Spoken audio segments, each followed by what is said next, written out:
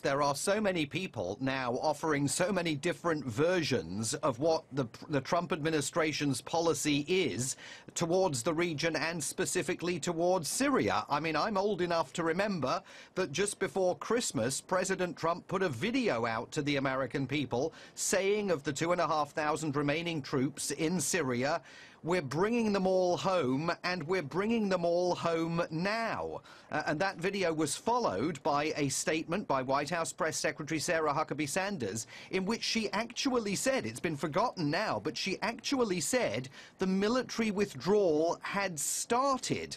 The notion was clearly that the American troops were on their way back. That's certainly what military families here understood. That then led to uproar among foreign policy elites within Washington, D.C. It led to the resignation of James Mattis as the president's defense secretary. It was the final straw that broke the back of the so-called mad dog that President Trump had selected to be his defense secretary. Then you saw John Bolton watering down the policy, the national security advisor, significantly. Now Mike Pompeo further watering it down and saying not only are these troops not coming back now, but they will stay until Daesh remnants on the battlefield are overcome and the fight against Daesh is completely wrapped up. And as you know, they have also intimated, some of these Trump administration officials, that there needs to be some sort of an agreement with the government of Turkey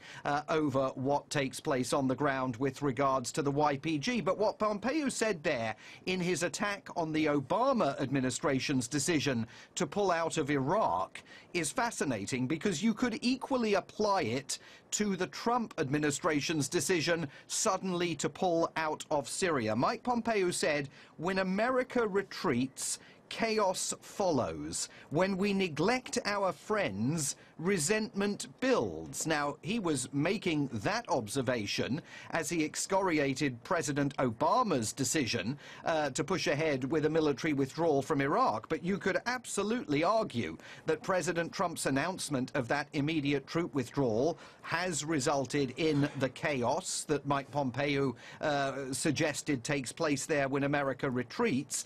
And you can also say that with regard to the relationship with Turkey, when we neglect our friends, resentment builds. So at some point, someone here has to take the lead in coordinating this policy. The President of the United States is supposed to be the Commander-in-Chief of U.S. Armed Forces, but there is absolutely no sign, based on the events of the last 2 or 3 weeks, that when he speaks, his entire government snaps to attention and does what he tells them to do.